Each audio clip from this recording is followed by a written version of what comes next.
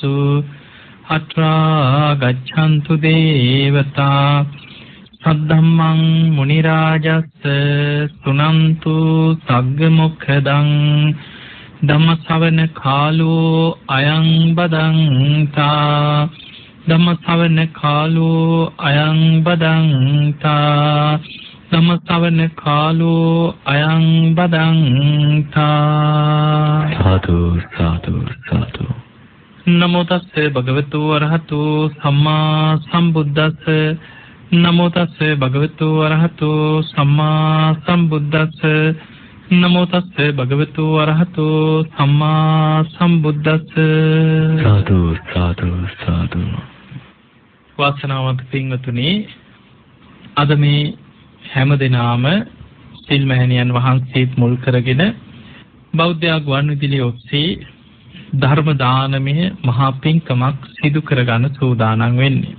වැලිමඩ කැප්පෙටිපොළ උඩුබාදන පදිංචි විශ්‍රාමලත් පාඨශාලාචාරිණී එම් කමලාවති මහත්මිය විශ්‍රාමලත් සම්පකාර කළමනාකරු පියදාස රත්නායක ඒ දෙපළ දායකත්වයෙන් තමයි අද මේ ධර්ම දානමය පින්කම සිදු වෙන්නේ. ඉතින් ඔබ හැම දිනාටමත් මේ පින්වතුන්ටත් ධර්ම ශ්‍රවණය කරන ලක්වා සිළුවාසී හැම දිනාටමත් මේ ධර්ම ශ්‍රවණය නිවන් දොරටුවක් බවට පත් වේවා කියලා අපි ආශිර්වාද කරමු. පින්වතුනි අපිට ධර්මයේ දියුණු කරගන්න ධර්මය අවබෝධ කරගන්න ඒකට වයස ભેදයක් නෑ. සිහිනුවණ තියෙන්න ඕනේ හැබැයි. අපිට කියන දේ තේරෙනවා නම් සිහිනුවණ තියෙනවා නම් සමහර අය මරණ මංචකේ ධර්මය අල්ලලා තියෙනවා. හොඳ සිහිනුවණින් ඉන්න කෙනෙකුට මරණ මංචකේ වේවා ධර්මාවබෝධයට අවස්ථාව එතනක් තියෙනවා. සමහර චරිත අකුසල්ම කර කර ඉඳලා මරණාසන්න මොහොතේ ගිනිදැල් පෙනිච්චයි ඉන්නවා. අපායටම කර්ම හැදිච්ච. ඒ වගේ කෙනෙක් ගැන තියෙන මජ්ක්‍ධිම නිකායේ ධනංජානි කියලා බමුණේ. මේ බමුණ මරණාසන්න වෙලාවේ ගිනිදැල් පේන්න ගත්තා කියලා. ඔළුව වටේට කඹයක් වෙලලා තමන්ගේ ඔළුව හිර කරනවා වගේ දැනෙනවා. අපාය නිමිති පහළ වෙනවා. උල් පිහිවලින් හිස් මුදුනට අනිනවා වගේ තේරෙනවා. තමන් උස්සන් ගිහිල්ලා ගිනි අඟුරු වලක දාලා පුච්චනවා වගේ දැනෙනවා. හැබැයි සිහිය තිබ්බා. ඒකයි වටින්නේ. ඒ සිහිය තිබ්බ නිසා ළඟ හිටපු සේවකයෙකුට කතා කරලා කිව්වනේ ඔබ සාරිපුත්තයන් වහන්සේ හොයාගෙන යන්න කියෝ. උන්වහන්සේ මට අනුකම්පා කරයි කියෝ. උන්වහන්සේට මම පෙර දානි හැන්දක් බෙදලා තියෙනවා කියෝ. දවසක් උන්වහන්සේ මට අවවාද කරා හැබැයි මම පිළිගත්තේ නැහැ කියෝ. මමම කරපු අකුසල් මට මේ බලවත් වෙන්නේ. උන්වහන්සේට පුළුවන් නම් මගේ වචනෙන් වැඳලා ධනංජානීට බොහොම අමාරු යන්නේ මාව බලන්න එන්න කියලා සාරිපුත්තයන් වහන්සේට ආරාධනා කරන්න කිව්වා. සාරිපුත්ත හාමුදුරුවෝ පිළිගත් ආරාධනය. උන්වහන්සේ පින්ඩපාතේ වැඩලා හවස ධනංජානීගේ නිවසට එනකොට මේ මරණ මංචකේ දැන් අනාදීන උඩුවැලි අතට. හැබැයි සිහිනුවණ තියෙනවා. සාරිපුත්ත හාමුදුරුවෝ ළඟට ඇවිල්ලා කරුණු කියලා හිත පිහිටෝලා ටික මේ අපායෙම යන්න ගිනිදැල් පෙනිච්ච කෙනා බ්‍රහ්මත් ලෝකේ ඉපැද්දෙව්වා. අකුසලේ යටපත් වුණා, කුසලයක් බලවත් වුණා. මරණ මංචකේ හිතත් එකඟ වුණා බණහනකොට. ධනංජානි කියලා බ්‍රහ්ම දෙවි කෙනෙක් වෙලා මැරිලා බඹලෝ පහළ වුණා. මේක දිග විස්තරයක් තියෙන දේශනාව. එතකොට අපිට පේනවා මේ සාරිපුත්ත හාමුදුරුවෝ ඉන්න කලින් මැරුණා නම් අපායේ. සිහිනුවණ තිබ්බ නිසා කියන දේ මෙනෙහි කරමින් නුවණින් විමසලා මානසිකාරයක දෙන්න පුළුවන්කම තිබ්බා. ඊට අනුව හිත යොමු කරගත්ත නිසා අකුසල් බලවත් වෙච්ච අකුසල් යටපත් වෙන විදිහට කුසල් ටික මරණ මංචකේ හරි මතු වුණා. මතු කරගෙන සුගතිය ගියා. ඒ නිසා පින්වතුනි අපිට මේ ධර්මය අවබෝධ කරගන්න වැදගත්ම වෙන බාහිර කරුණු දෙකක් තියෙනවා. බාහිරින් ලැබෙන. ඒ තමයි කල්යාණ මිත්‍ර සේවනයයි සද්ධර්ම ශ්‍රවණයයි. කල්යාණ මිත්‍ර ඇසුරක් තියෙන්න ඕන. එතකොට මේ කල්යාණ මිත්‍ර ඇසුරෙන් තමයි අපිව ධර්ම අවබෝධයට යොමු කරන්නේ. තමන්ට ධර්මයේ කියලා දෙන. සීල් ගන්න, සීලයට අනුග්‍රහ කරන, සීලයට උනන්දු කරන. කොහොම හරි ධර්මයේ දියුණු කරගන්න මේ සතර භයානකයි කියලා වචනකින් හරි අනුග්‍රහයක් දක්වන. එවැනි කල්යාණ මිත්‍රයන්ගේ ඇසුර තියෙන්න ඕන. ශ්‍රේෂ්ඨම කල්යාණ මිත්‍රයා කවුද? බුදුහාමුදුරුවෝ. ඒක බුදුහාමුදුරුවෝම පෙන්වනවා. උපඩ්ඩ කියලා සූත්‍රයක් තියෙන සංයුත්ත නිකායේ බුදුරජාණන් වහන්සේ වදාළ මමංහි ආනන්ද කල්යාණ මිත්‍රතා. ආනන්ද තථාගතයන් වහන්සේ ලෝකේ පහළ වෙච්ච කල්යාණ මිත්‍රයෙක්. කල්යාණ මිත්‍රව තථාගතයන් වහන්සේ කරා පැමිණෙන ඉපදීම ස්වභාවයේ කොටගත් සත්‍යෝ ඉපදෙමින් මැරෙමින් යන සසර ගමනින් මිදිලා නිවන කරා යන. කල්යාණ මිත්‍රව තථාගතයන් වහන්සේ කරා පැමිණෙන ජරා මරණ උරුම කරගත් සත්‍යයන් ජරා මරණ වලින් නිදහස් වෙනවා. කල්යාණ මිත්‍රව තථාගතයන් වහන්සේ කරා පැමිණිලා ශෝක පරිදේව දුක් දුම්නස් වලින් නිදහස් වෙලා නිවන කරා යනවා. අන්න කල්යාණ මිත්‍රයාගේ කාර්යය තමයි ජාති ජරා මරණ ශෝක පරිදේව දුක්ඛ දෝමනස් උපායාස කියන දුකෙන් මිදෙන්න කෙනෙක්ව මෙහෙවනවා. මඟ පෙන්වනවා, උපකාර කරනවා. දුකෙන් මිදෙන මාර්ගයට පමුණවනවා. එවැනි කල්යාණ මිත්‍රයන් ඇසුරු කරන්න ඕන. බුදුපසේ බුදුමහරහතන් වහන්සේලා උන්වහන්සේලාගේ ධර්මයේ අද බුදුහාඳුරු පිරිනිවන් පෑවත් බුදුහාඳුරු පිරිනිවන් පානකොට ශාස්ත්‍රූත්වයට පත් කරේ ධර්ම විනය. ඒ ධර්මයේ බුදුහාඳුරන්ගේ කාර්යය ඒ විදිහටම කරන්න පුළුවන්. අදත් බණපදේ අහලා ජීවිතේ වෙනස් වෙන අය ඕන තරම් ඉන්නවා. ඒ බණ අහලා සිල් රකින්න අය, නිවන් දකින්න ඕනෑ කියලා වීරිය වඩන අය අදත් ඉන්නවා. එහෙමනම් ඒ ධර්මයේ බුදුහාඳුරන්ගේ කාර්යය ධර්මයට ඉෂ්ට කරන්න පුළුවන්. ඊළඟට අපි ජීවත් වෙන සමාජය තුල ගත්තොත් කවුරු හරි සිල් රකින්නකොට Tamanට සිල් රැක ගන්න බැරි වෙයි.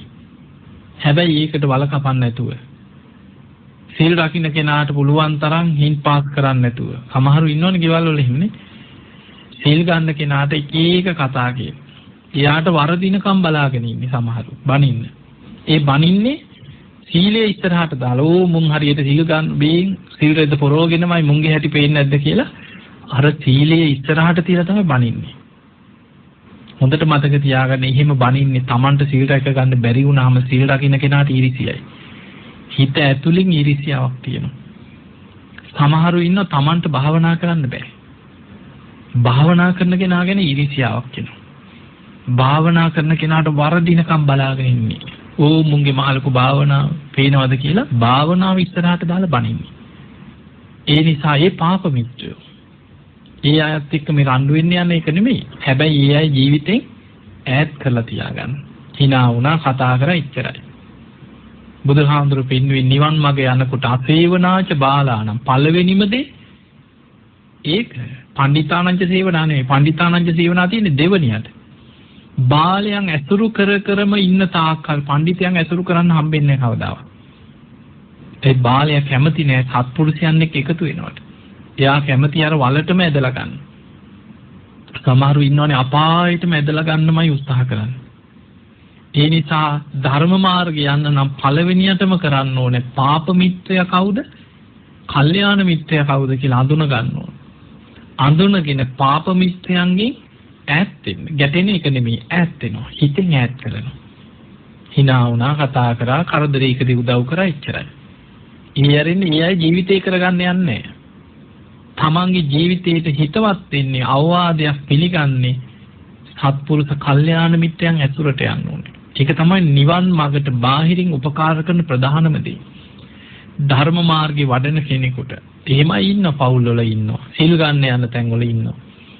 දැන් මේ පින්වතුන් බණ අහනවා ආරාමයකට සම්බන්ධ වෙලා පින්කම් කරනවා දායකයෝ ඉන්නවා කල්යාණ මිත්‍රයෝ ඉන්නවා. එතකොට ඒ වගේ සත්පුරුෂ කල්යාණ මිත්‍රයෝ එහෙම පරිසරයකදී එකතු වෙනවා. මේ අය ඇතුලේ ගුණධර්ම පුරාගෙන යන්න පාරක් හැදෙනවා. අන්න ඒ විදිහට කල්යාණ මිත්‍රය අඳුනගත්තා පාප මිත්‍රය ටිකක් ඈත් කරා. සත්පුරුෂය අඳුනගත්තා සත්පුරුෂයව ඈතින් තිබ්බා. ඕක තමයි ධර්ම අවබෝධයට පාර හදාගන්න නම් පළවෙනියටම කරන්න ඕනේ. කල්යාණ මිත්‍ර සේවනය. දෙවැනි එක බුදුහාඳුරෝ පෙන්වුවා සද්ධර්ම ශ්‍රවණය.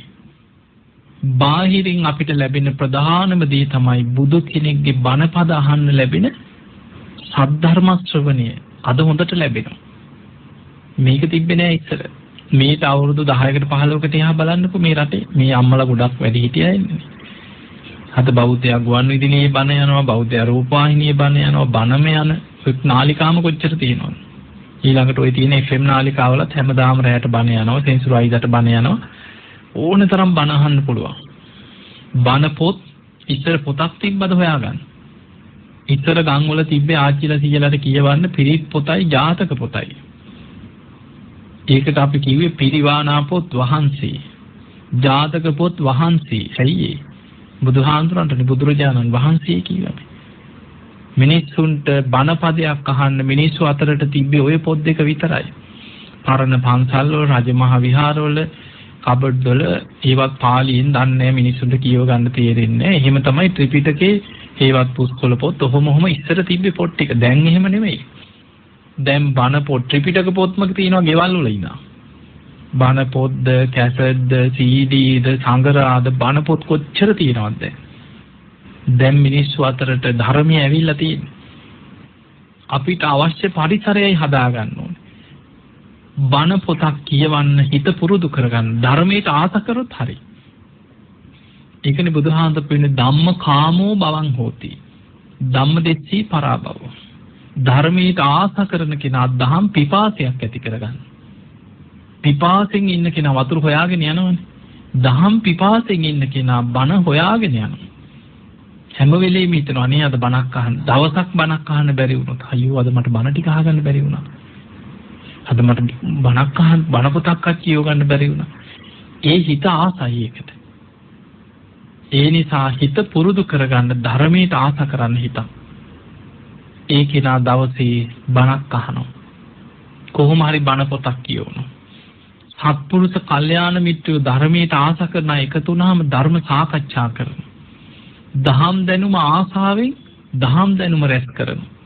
අන්න ඒ කෙනා ධර්මාවබෝධයට අවශ්‍ය බාහිර අංග Taman තුල ඇති කරගන්න කෙනෙක්. දැන් අංග දෙකක් කියවා බාහිරින් ලැබෙන මොනවද? කල්යාණ මිත්‍ර සේවනයයි සද්ධර්ම ශ්‍රවණය. ඒ දෙකම බාහිරින් ලැබෙන. මේ ධර්මය අවබෝධ කරන්න නම් කොච්චර කල්යාණ මිත්‍රයෝ ඇසුරු කරත් කොච්චර බණ ඇහුණත් Taman තුල තියෙන්න ඕනේ අංග දෙකක් තියෙනවා. ඒක Tamanගේ දෙයක්. ඒක බාහිරින් දෙන්න බෑ. ඒ තමයි යෝනිසෝ මනසිකාරයයි ධම්මානුධම්ම ප්‍රතිපදාව. ඒක තනි කරම තමන්ගේ දක්ෂතාවය. යෝනිසෝ මනසිකාරය කියන්නේ අහන ධර්මයේ තමන් තුලින් නුවණින් විමසීමේ හැකියාව. ඔබ මේ ධර්මයේ තියෙන ගුණයක් දන්නවා ඕපනයිකෝ. ඕපනයිකෝ කියන්නේ මේ ධර්මයේ තමා තුලට පමුණවාගෙන තමා තුලින් බලන්න කියන. තමන්ගේ ජීවිතය ගැන තියෙන, තමන්ගේ සසර ගමන ගැන. තමන්ගේ ඇස කන නාසය දිව කය මනස සසර ගමන හැදෙන හැටි. දැන් බුදුහාඳුර ඇස අනිත්‍යයි කියලා බණට කීවහම අරයාගේ මෙයාගේ ඇස් නෙමෙයි තමන්ගේ ඇතුලේ මේ මම දරාගෙන ඉන්න මේ ශරීරය තුළ මේ ඇස ලෙඩ වෙනවා, ජරාවටපත් වෙනවා, කුණු වෙනවා, තුවාල හැදෙනවා. මේක අනිත්‍යයි කියලා තමා තුලින් විමසන්න ඕන. ඒ විදිහට අහන ධර්මයේ තමා තුලින් විමසා බැලීමේ හැකියාව. ඒකට කියනවා යෝනිසෝ මනසිකාරය. ධර්මයට අනුකූල විමසීම. අපිට ඕන විදිහට නෙමෙයි. ධර්මයට අනුකූලව තමා තුලින් ඒ ධර්ම කරුණු විමස බැලීමේ දක්ෂතාවය. ඊළඟ එක තමයි ධම්මානුධම්ම ප්‍රතිපදාව. ඒ ධර්මයට අනුකූලව ජීවිතයක් ගත කිරීම. ඔන්න ඔය කරුණු හතරට කියන්නේ සෝතාපට්ටි අංග කියලා. සෝවාන් වෙන්න උපකාර වෙන අංග. එතකොට කෙනෙකුට ධර්මය අවබෝධ කරන්න නම් ඔය අංග හතර එකතු වෙච්ච තැන තමයි යාට ධර්ම අවබෝධයට පරිසරයක් හැදෙන්නේ. එනිසා පින්වතුනි, ඒක හරි සමහර තැන් තියෙනවා. දවසක් බුදුහාමුදුරන්ගේ කාලික සිදුවීමක් තියෙනවා. බුදුරජාණන් වහන්සේ ඔය විමාන වත්තුවේ සඳහන් වෙන කතා තියෙනවා, තේර කාතා තියෙනවා, තේරිකා එක රහත් භික්ෂුණියක් ගැන තියෙනවා. මේ භික්ෂුණිය මේ වයසක ආච්චි කෙනෙක් පැවිදි වෙන කලින්. මේ වයසක ආච්චි බොහෝම අසරණ ආච්චි කෙනෙක්. තැටියක් අරගෙන ජීවත් වෙන්න කවුරුත් නැහැ, සලකන්න කෙනෙක් නැහැ. තැටියක් අරගෙන පාරක් ගාන යනවා. එක්ක ගෙවල් වල වැඩ කරලා දීලා ගෙදරින් මොනවා හරි ඉල්ලගෙන කනවා. කොහොම ගිහිල්ලා හම්බෙන දෙයකින් තමයි කාලා ওই පාරක වැටලා නිදා ගන්නව කොහේ හරි. කොහොම තැටියක් අරන් යනකොට දවසක් එදා දවසේ කොහින්වත් මොනවත් හම්බෙලා නැහැ. ඇවිදගෙන යනකොට ඈතින් දැක්ක ආරාමයක් තියෙනවා. මේ ආරාමෙට ඇවිල්ලා එළිය පිළි වාඩි වෙලා හිටිය පැටිය තියාගෙන ওই දානේ වන්දන වෙලාව ඉතුරු වෙලා හරි මට මොනවා හරි ටිකක් කන්න දෙයිනේ කියලා හිටියා. මේ ආරාමෙ හිටියේ පටාචාරා රහත් භික්ෂුණිය. තව භික්ෂුණීන් වහන්සේලා හිටියා. මේ පටාචාරාව දානේ වන්දනලා අවසන් වෙලා දැන් එළියට එනකොට මේ දැක්කා වයසක අම්මා කෙනෙක් ඉන්නවා. ඉතුරු වෙච්ච දානේ තිබුණා. අර දානේ ටිකක් බෙදාගෙන ඇවිල්ලා දුන්නා අම්මා කියලා දුන්නා. අර කෑම ටික හරි රහයි. ප්‍රණීතයි. සාමාන්‍ය හිඟමන යනකොට ඔහොම හම්බෙන්නේ නැහැ ඉතින් ඊවල වලින්. මේ එදා හොඳ දානයක් හම්බෙච්ච දවසක් ආරාමෙට. මේ ආහාර ටික හොඳට රස කර කර කෑම ටික කෑවා. කාලා පොඩ්ඩක් පැත්තක කල්පනා කරා ඊට පස්සේ නිකන් ආසාවක් ආවා. හිතුණා මට මේ පිඟානක් අරගෙන ගෙවල් ගානේ හිඟමනේ අනේකේ මේ ආරාමෙට වෙලා හිටියොත් හොඳයිනේ. මට හොඳට කන්න ටික හම්බ වෙනවනේ. මෙහෙනේ රහට කෑම තියෙන්නේ කියලා හිතුවා. හිතලා පටාචාරාව ළඟට ගිහින් කිව්වා නේ භික්ෂුණිය මං හරි ආසයි මං මේ ආරාමේ වැඩකොල කරගෙන උදව්වක් කරගෙන මෙහෙ ඉන්නම් කිව්වා. මට බණ අහන්නත් පුළුවන් නිවන් දකින්නත් පුළුවන්. හොඳයි අම්මා කිව්වා. අවසර ලැබුණා. දැන් ඔන්න ඉතින් දැන් ඇත්තටම නතර වුණේ නිවන් දකින්නද? නෑ. නිවන් දකින්න නෙවෙයි. හැබැයි නතර වුණේ මතක තියාගන්න හරි තැන, කල්යාණ මිත්‍ර සේවනීය තියෙන තැන. නතර වුණේ නිවන් දකින්න නෙවෙයි. හැබැයි දැන් අතුපතු ගන්නවා. වැඩත් කරනවා. දානශාලාවෙත් වැඩ කරනවා. ගේන දානෙ වලින් ඉතුරු වෙන ටිකත් කනවා. කොහොම ඉතින් වැඩ කරගෙන හිටියා. ඊළඟට ප්‍රශ්නේ ඉන්නේ කාගෙන්ද? දායකයන්ගේ. අම්මා මොකද මෙහි? එදා පින කොටත් හිටියානේ. සලකන්න කෙනෙක් නැද්ද? කොහෙද ගෙවල්? දරුවෝ කොහෙද ඉන්නේ? රටේ නැති ප්‍රශ්න. කොහොම නැද්ද? ගොඩක් දුරට ඔක්කොම පරම්පරා ගණන් දැන් හොයනවා. අර අම්මගේ. මේ අම්මා කල්පනා කරා යකෝ මේ කෑම ටිකක් ගන්න මං කී දෙනෙකුට උත්තර දෙන්න ඕනද? මං පැවිදි වෙනවා. කවුරුත් අහන්නේ නැහැ ආච්චි මොකද මෙහි කියලා. කියලා පටාචාරාව ළඟට ගිහින් කිව්වා නේ භික්ෂුණිය මාව පැවිදි කරන්න කිව්වා. මට ඉක්මනින් නිවන් දකින්න ආසයි කිව්වා. දැන් පටාචාරාව පැවිදි කරා.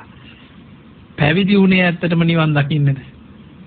නෑ ඒත් නෑ. මතක තියාගන්න කල්යාණ මිත්‍ර සේවනයේ වටිනාකම. එදා පැවිදි වෙච්ච දවසේ දානශාලාවේ කෙළවරේ වාඩි වෙලා ඉන්නවා. එදා දානි ගිනාපු දායකයන්ට පටාචාරාව බණ කියනවා. මේ ඇස අනිත්‍යයි. ඇහැට පේන රූප අනිත්‍යයි. මේ කන අනිත්‍යයි. කනට ඇහෙන ශබ්ද අනිත්‍යයි. නාසය අනිත්‍යයි. නාසයට දැනෙන ගඳ සුවඳ අනිත්‍යයි. මේ දිව අනිත්‍යයි. දිවට දැනෙන රස අනිත්‍යයි. අර පැවිදි වෙච්ච භික්ෂුණිය කෙරවලේ වාඩි වෙලා ඉන්නකොට මේක කනට ඇහෙනවා. යෝනිසෝ මනසිකාරේ නැමැති දක්ෂතාවය තිබුණා. අර අහන බණ ටික විමස බැලුවා ඇත්ත නේනම්. ඇහත් අනිත්‍යයි. ඇහැට පේන රූපත් අනිත්‍ය වෙනස් වෙනවා. කනත් අනිත්‍යයි. කනට ඇහෙන ශබ්දත් අනිත්‍යයි. නාසයත් අනිත්‍යයි. ගඳ සුවඳත් අනිත්‍යයි. දිවත් අනිත්‍යයි. දිවට දැනෙන රසයත් අනිත්‍යයි. අන්න Tamanට ලැජ්ජාවක් ඇති වුණා චිකී මං වගේ කෙනෙක්. මම මේ අනිත්‍ය වූ රසයකට ලොල් වෙලා නේද මේ ආරාමේ නතර වුණේ පැවිදි වුණේ. මේ දිව අනිත්‍යයි. රසයත් අනිත්‍යයි. එදා දානේ වළඳනකොට හොඳට නුවණින් විමසමින් අර දානේ ටික වැළඳුවා. පාත්‍රී හොදලා ගිහිල්ලා නමලා තිබ්බා. එදා පුදුම වීරියෙන් අර දානශාලාවේ යහපු ධර්මයේම මෙනෙහි කර භාවනා කරා. ඇවිදිනකොට කලන්තේ වයසයි. කණුවක් අල්ලගෙන සක්මන් කරනවා කියන හිතගෙන කණුව වටේ. පුදුම වීරියෙන් භාවනා කරා. ඔය වගේ භාවනා කරලා දවසක් රැලි වෙනකොට කෙලෙසුන්ගෙන් මිදලා රහත් වුණා. රහත් භික්ෂුණියක් බවට පත් වුණා. මේක තියෙනවා තේරි ගාථාවල. තේරි ගාථා කියන රහත් භික්ෂුණීන්ගේ උදාන. මේ රහත් භික්ෂුණිය කියනවා මං පැටියක් අරගෙන ගියක් ගානේ හිඟමනේ ගිය අසරණ අම්මා කෙනෙක් එදා. මං ආහාර ටිකක් හොයාගෙන පටාචාරා භික්ෂුණීගේ ආරාමයට ආවේ. මං ආරාමේ නතර වුණේ නිවන් දකින්නත් නෙමෙයි කියනවා. මම පැවිදි වුණේ නිවන් දකින්න අදහසෙනුත් නෙමෙයි. හැබැයි මට කල්යාණ මිත්‍ර වූ පටාචාරාවකින් සද්ධර්ම ශ්‍රවණිය ලැබුණා. අන්න බාහිරින් ලැබිච්ච අංග දෙක. කල්යාණ මිත්‍ර වූ පටාචාරාවකින් මට සද්ධර්ම ශ්‍රවණිය ලැබුණා. මම මේ ධර්මයේ නුවණින් විමසුවා යෝනිසෝ මනසිකාරයේ යෙදුණා. මම ධම්මානුධම්ම ප්‍රතිපදාවේ යෙදුණා. මම ත්‍රිවිද්‍යාව ලැබුවා. මමත් මේ ධර්ම මාර්ගය සම්පූර්ණ කරා. ඔන්න මං අද පිරිනිවන් පානවා කියලා ওই දාතා කීපයක් කියලා උදාන පළ කරලා පිරිනිවන් පෑවා. එතකොට අපිට පේනවා ඒ භික්ෂුණියට රහත් වෙන්න මඟ පෙන්වුවේ අර කරුණු හතරම එකතු වෙච්ච තැන. කල්යාණ මිත්‍රයන්ගෙන් සද්ධර්ම ශ්‍රවණිය ලැබුණා. තමන් තුළ තිබුණා යෝනිසෝ මනසිකාරය. අහන ධර්මයේ නුවණින් විමසීමයි ධර්මයට අනුකූලව ජීවත් වීම. ඔය කරුණු හතර තියෙනවා නම් ඔබට ධර්මී කරා යන්න පුළුවන්. ඒ නිසා පින්වතුනි මේ සසරේ ස්වභාවය දැන් අපිට ගොඩාක් තේරෙනවද? සසර බයයි කියවට තේරෙනවද? එතකොට ඉතින් ඔළුවනේ ආහා ඕ කී ඉන්නවා. බුදුහාමුදුරුවෝ පෙන්නනවා මහණෙනි මේ සසර බය බුදු කෙනෙක් තරම් කෙනෙකුට දැනෙනවා නම් දකින්නවා නම් වැටහෙනවා නම් අපි මෙහෙම ඉන්නේ එහෙනම් හිස ගිනි ගත්ත කෙනෙක් ගින්න නිවන්න මහන්සි වෙනවා වගේ මොන වැඩ තිබ්බත් ඔය ඔක්කොම පැත්තක තියලා නිවන් දකින්න මහන්සි කරනවා. ආයුධයකින් පහරක් කාපු කෙනෙක් තුවාලයක් සනීප කරන්න වෙහෙසෙනවා වගේ ධර්මාවබෝධයට වීර්යය වඩනවා. අපි එහෙම වීර්යය වඩන්නේ නැතුව අපි යම් වීර්යයක් තියෙනවා බණක් අහන්න කැමති ධර්මයට ආසයි සිල් රකින්න කැමති මොකක් හරි පිනක් කරගන්න ඕනේ කියලා හිතනවා. හැබැයි අපිට අච්චර වීර්යයක් ඉන්නේ. ඒ මොකද සතර බය දන්නේ නැති නිසා. සතර අනතුරු තේරෙන්නේ නැති නිසා.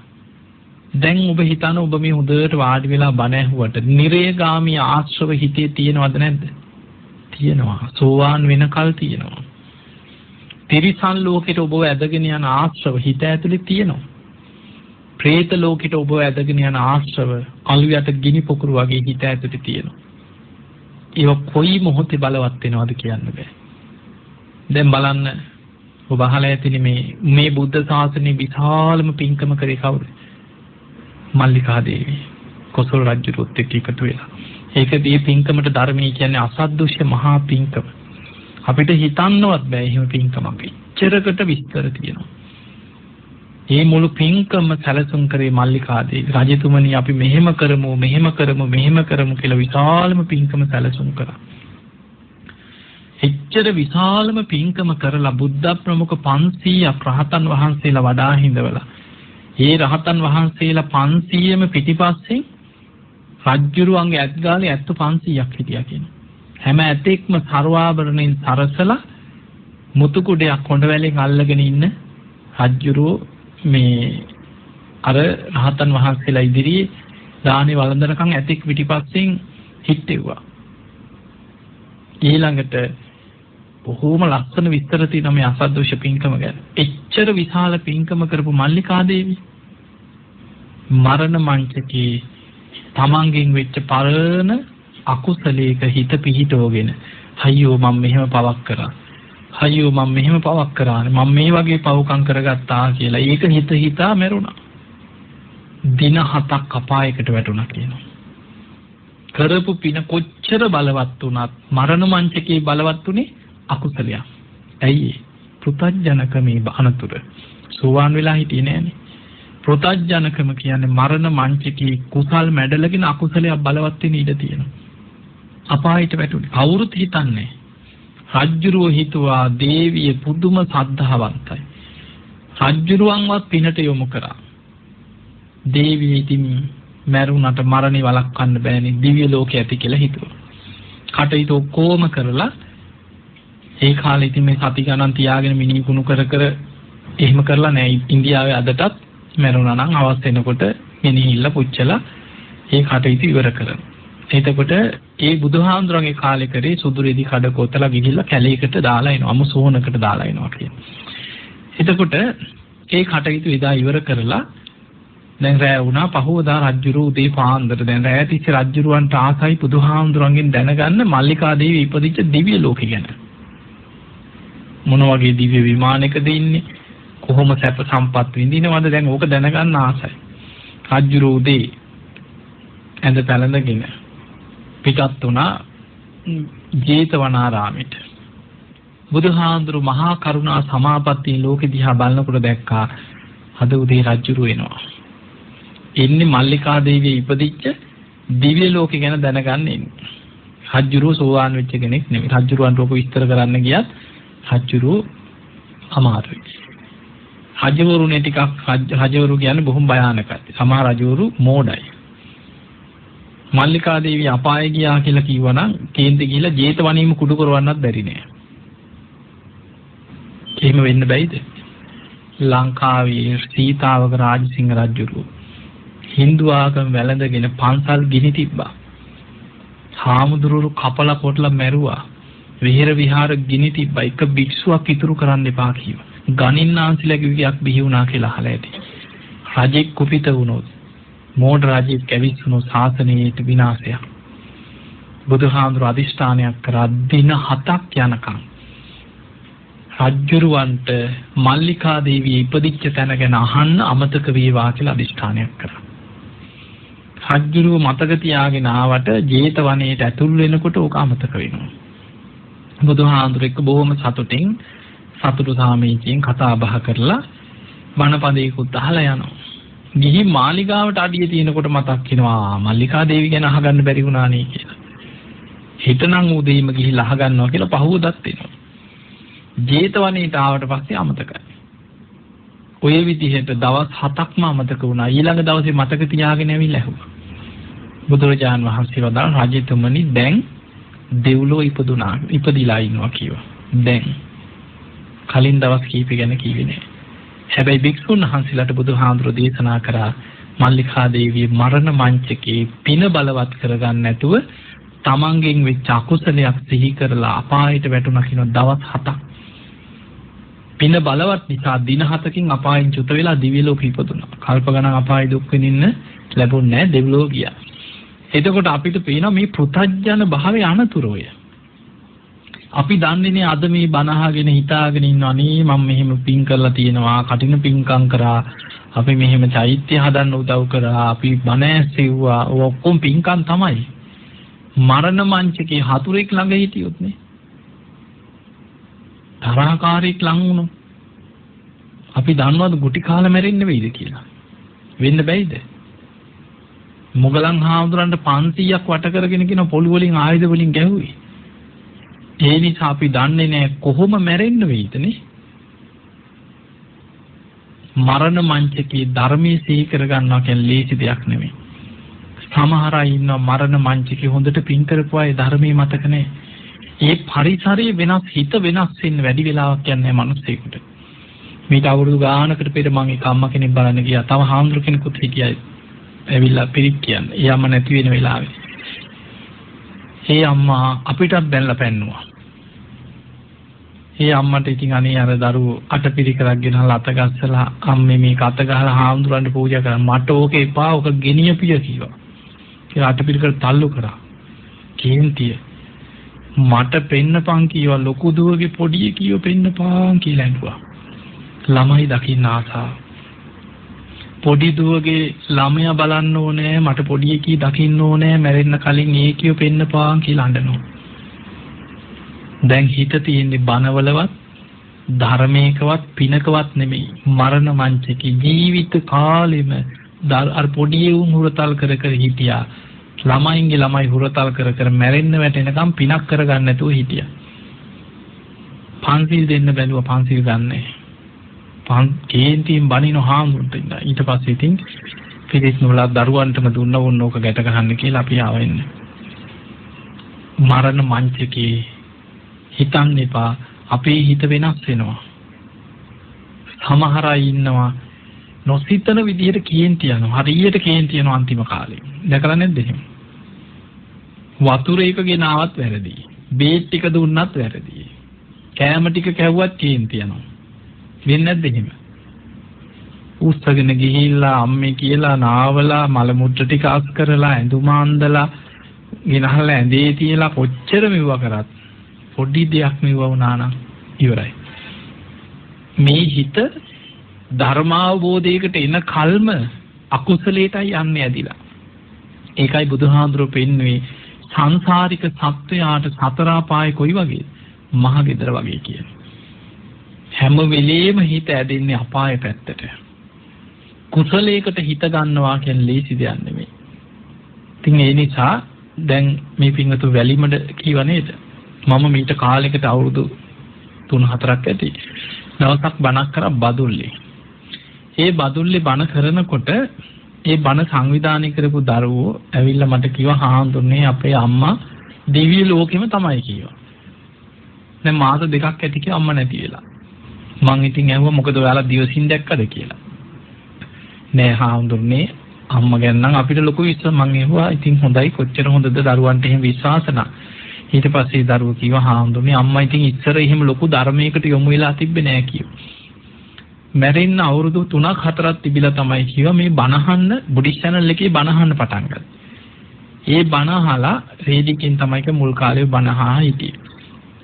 ඊට පස්සේ පිටරට ඉන්න පුතෙක් ආවට පස්සේ කිව්වලු අම්මට මොනවද මං ගෙනත් දෙන්න ඕනේ මට මොකුත් එපා මට ටීවී එකක් ගෙනල්ලා බණහන්න හදලා දීපන් කියලා කාමරේ ඉඳන් බණහන්න.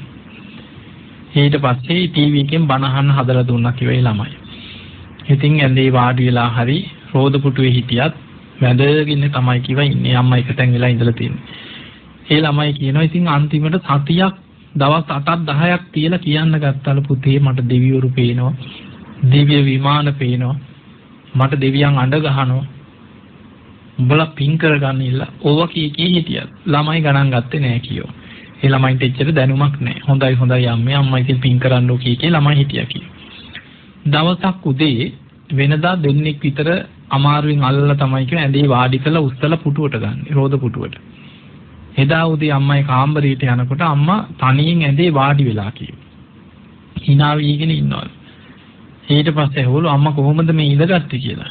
hina වෙලා කිව්වලු අද මට යන්න දවස හරි කිව්වලු.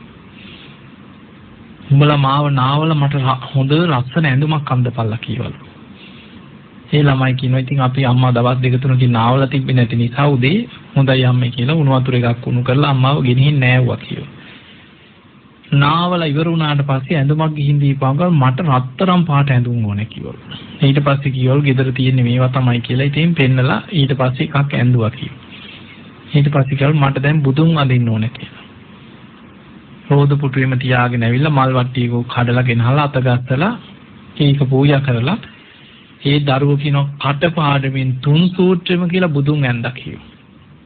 උද්දට බුදුන් ඇඳලා ළමයින්ට කීවලු මන් දැන් ටිකක් භාවනා කරනවා උඹලා මෙතනින් ඵලයල්ලා කිව්වා. හොඳයි අම්මා භාවනා කරගන්නකො අපි කුස්සියට යනවා කියලා උයන්න ගියා කිව්වා. දෙපාරක් විතර බැලුවා කිව්වා. ඉතින් අම්මා ඇස් පියාගෙන ඉන්නවා. ආයි විනාඩි 10කින් විතර බලනකොට අම්මගේ බෙල්ල ටිකක් ඇලවිලා නිින්ද ගිහිල්ලා ඇති කියලා ළඟට ආවා කිව්වා. ඔළුවට පොට්ටයක් හරි තියන්න බලාගෙන ළඟට එනකොට අමාරුවෙන් හුස්ම ගන්නවා කිව්වා.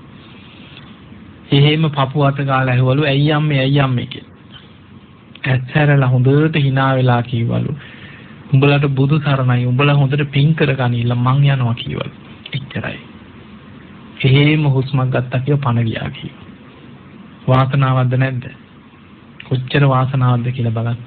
උදේ නැගිටලා නාලා බුදුන් ඇදලා 3 සූත්‍රෙම කියලා කටපාඩමින් භාවනා කරලා උඹලට බුදු සරණයි මං යනවා කියලා පණ යන්න කොච්චර වාසනාවක්ද? අන්න ධර්මයේ තියෙන ආශ්චර්යය.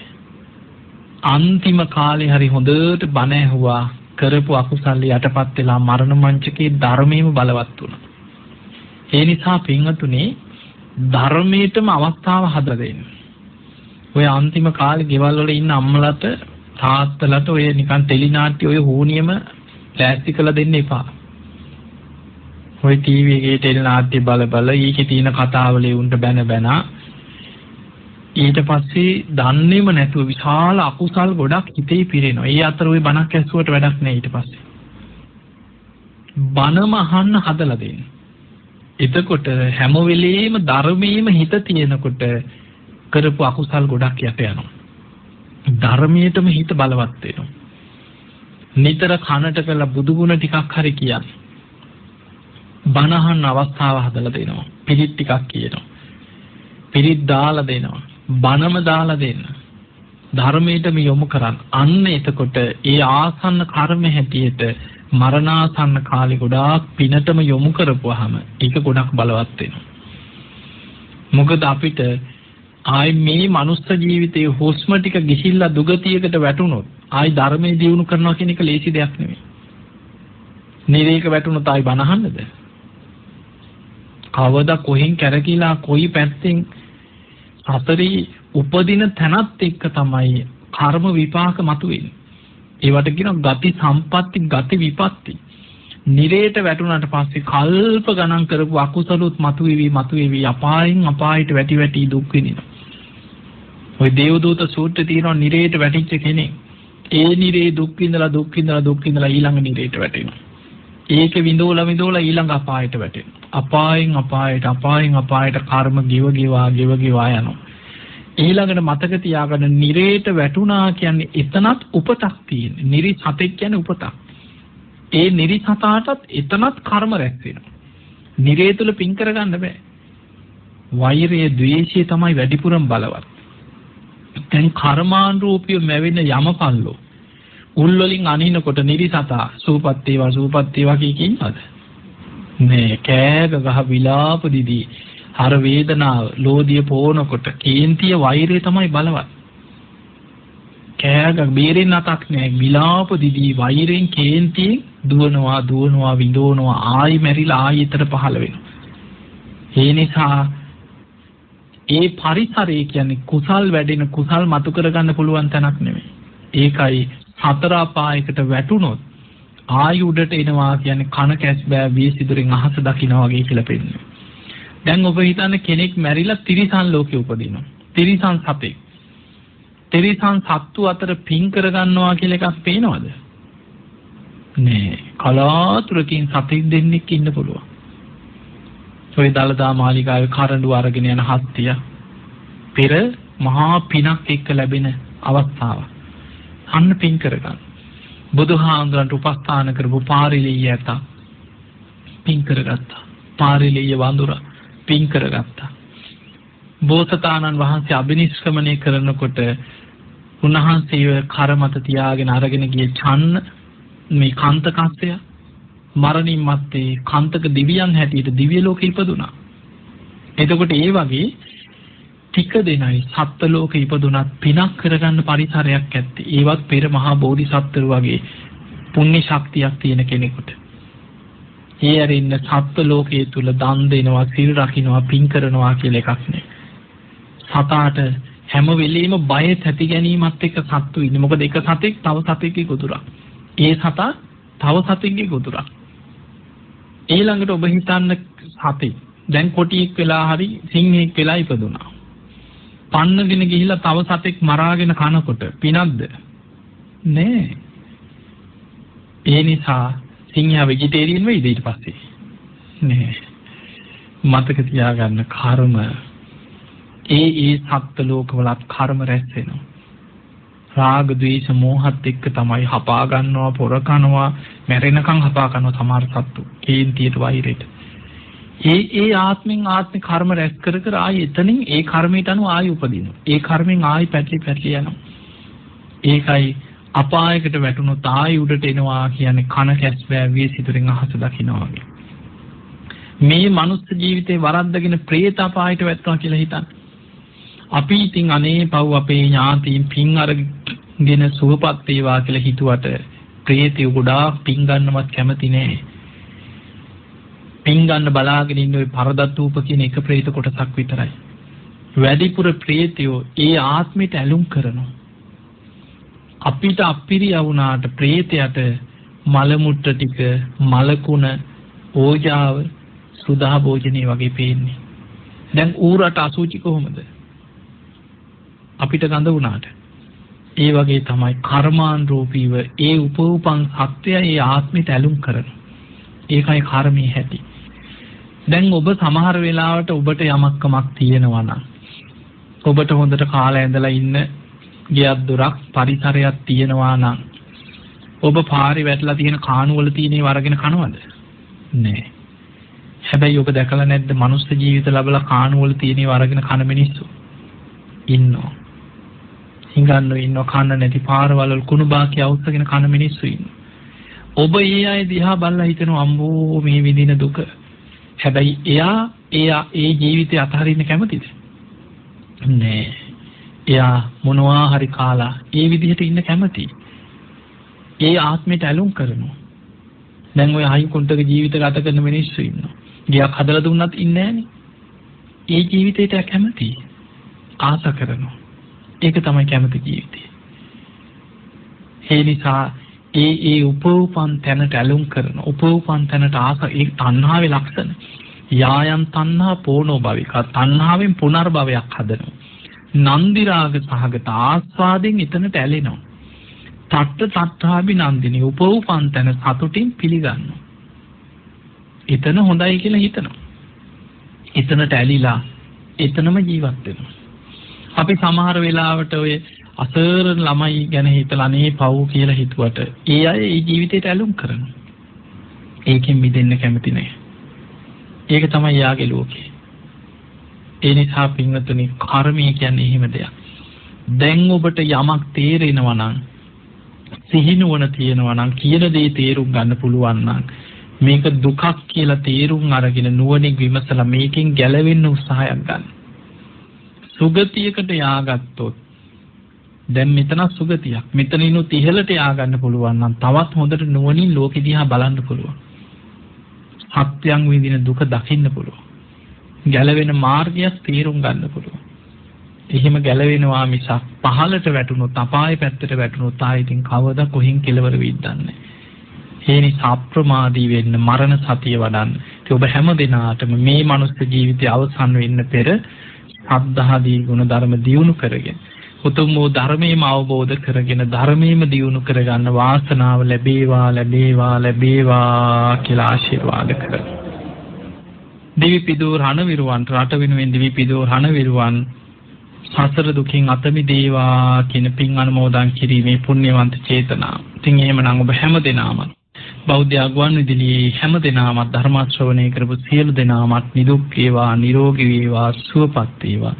හැම දිනාටම උතුම් ධර්ම අවබෝධයම ලැබේවා ලැබේවා ලැබේවා කියලා ආශිර්වාද කරමු. කොහොම වෙද ගන්න අභිවාදන සීලිස්ස නිච්ඡං වද්ධා ප්‍රචායිනෝ චත්තාරෝ ධම්මා වඩ්ඩಂತಿ ආයුවන්නෝ සුඛං බලං ආයුරාෝග්‍ය සම්පatti සග්ග සම්පatti මේවච අතෝ නිබ්බාන සම්පatti මිනාති සමිච්ඡතු. හැම දිනම නිදුක් වේවා නිරෝගී වේවා සුවපත් වේවා සුවපත් වේවා සුවපත් වේවා. හැම දිනාටම තිරුවන් සරණයි. සාදු සාදු සාදු. ඔබ අප කෙරෙහි මෙත් සිටින් එතුම් සතරම දේශනේ පවත්වා වදාළ හොරණ දික්කේන සීලසුව අරණ භික්ෂුගිරන් මධ්‍යස්ථානාධිපති පූජනීය ගලිකම්බේ ඥානදීප ගෞරවනීය ස්වාමින් වහන්සේට උන්වහන්සේ මේ සිදු කරන්නා වූ අති උදාරතර ශාසනික මෙහෙවර තවත් চিරාත් කාලයක් ඔබ අප වෙනුවෙන් මේ උතුම් වූ සම්බුද්ධ ශාසනය වෙනුවෙන් කරගෙන යාමට අවශ්‍ය කරන ශක්තිය ධෛර්යය නිදුක් නිරෝගී චිරජීවනයේ සැලසේවායි අපි සැවම සාතුනාතදී ප්‍රාර්ථනා කරමු. සාදු සාදු සාදු. ඒ උතුම් ප්‍රාර්ථනාවත් සමගින් ජාතියේ පොදු නාලිකාව බෞද්ධ ආගමන විදුලිය ඔබ වෙත සංනිවේදනය කළ මේ උතුම් වූ සතරම දේශනය මින් නිමාවට පත්වනවා. ඔබ සැමට සම්මා සම්බුදු සරණයි.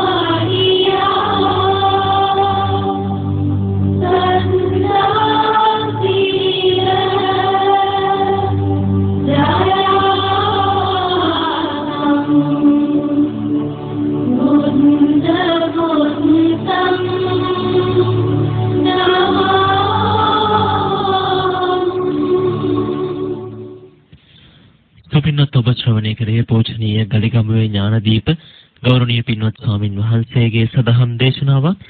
රාත්‍රී 10:57 බෞද්ධ ගුවන් විදුලිය සමගින් ඔබ රැඳී සිටින්නේ.